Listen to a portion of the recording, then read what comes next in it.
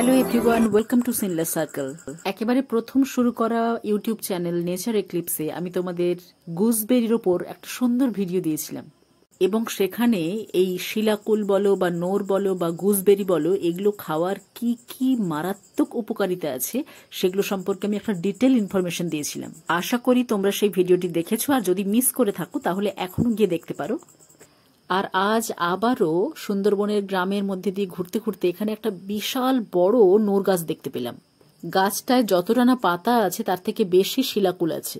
এখানকার বেশিরভাগ মানুষ এটাকে নোর বলে, তবে সারা বিশ্বে এটিকে সবাই গুজবেরি বলেই চেনে।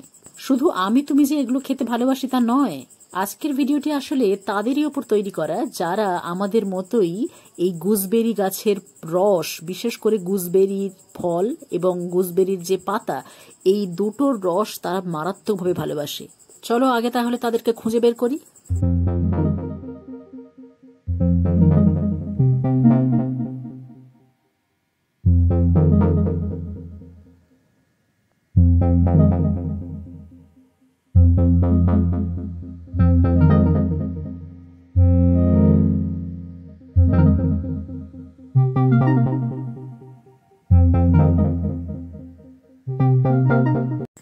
যদিও এত নোরের মধ্যে বোঝা দেয় যে কোথায় তারা লুকিয়ে বসে আছে, তবে কাছে গেলে দেখতে পাবে যে কত সুন্দর কালারফুল দেখতে এই ধরনের জুয়াল বাগগুলো।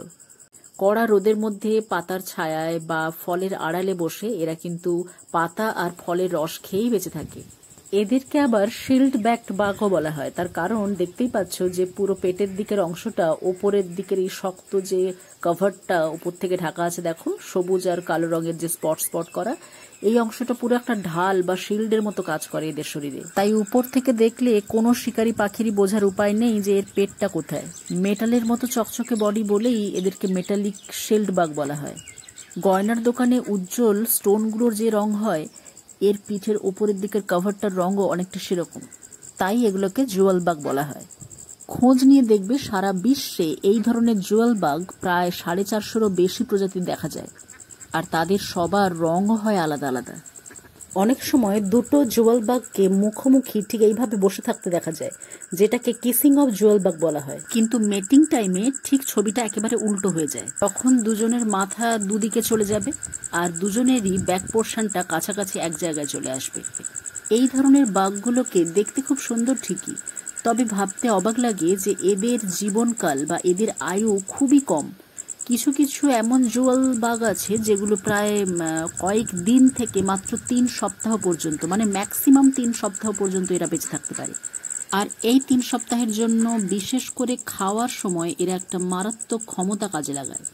সেটা হলো এদের স্যালাইভার মধ্যে এক ধরনের এনজাইম থাকে, যেটাকে ওরা গাছের ছালে বসে হোক বা গাছের পাতায় বসে হোক বা গাছের ফলে বসে হোক, যেখানেই হোক, যেখান থেকে ওরা রসটা মানে শুষে নেওয়ার চেষ্টা করে, সেই জায়গাতে ওই এনজাইমটাকে ওরা প্রয়োগ করে। তারপর ওই কঠিন জায়গাটা লিকুইড হয়ে যায়, আর সেই লিকুইডটা খুব সহজে ওরা শুষে নিতে পারে। খুব ভালো করে লক্ষ্য করলে দেখবে এদের পুরো শরীরটা খুবই গ্লসি। তাহলে কেন এদেরকে জুয়াল বাগ বলা হবে না বলতো? এদের শরীরের একেবারে সামনের মাথাটা দেখো 3 কোনা টাইপের, আর মাথার একেবারে সামনে থাকা দুটো অ্যান্টেনার প্রত্যেকটিতে দেখো 3টে করে ভাগ আছে, যে কারণে এদেরকে বিটেলের থেকে আলাদা করে বাঘ হিসেবে চেনা যায়। এবার শিল্ড দিয়ে ঢাকা থাকা পেটের দিকের অংশটা দেখো, এটাও কতটা কালারফুল। এমনও বেশ কিছু বড় বড় জুয়াল বাঘ রয়েছে যেগুলো সাপের মতো খোলসও ছাড়ে এবং এর থেকে আরও বড় সাইজের জুয়াল বাঘে পরিণত হয়।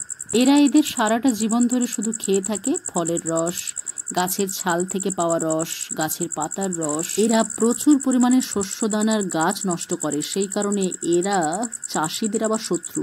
এদের হাত থেকে বাঁচার জন্য অনেকে দোকান থেকে সরাসরি রেডিমেড কোনো মেডিসিন এনে গাছে স্প্রে করে দেয় জলের সাথে।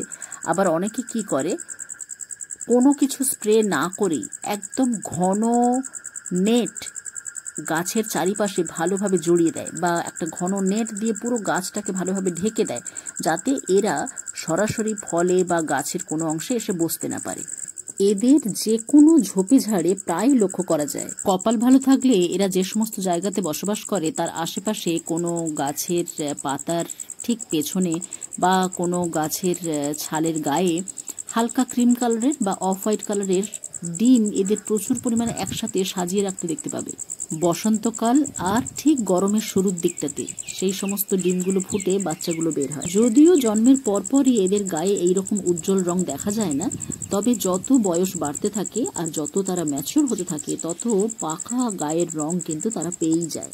নামটা যেহেতু এদের জুয়াল বাগ, সে কারণে বংশ পরম্পরায় গায়ের এই পাকা রংটা কিন্তু এদের প্রাপ্য।